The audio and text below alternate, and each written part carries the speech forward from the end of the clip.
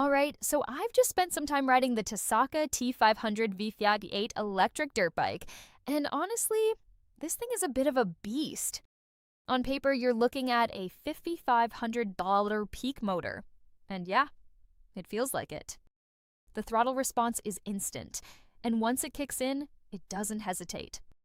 I hit around 50 to 55 mph pretty comfortably on flat ground, and that's already in hold-on tight territory for a bike this size. What surprised me most is the torque.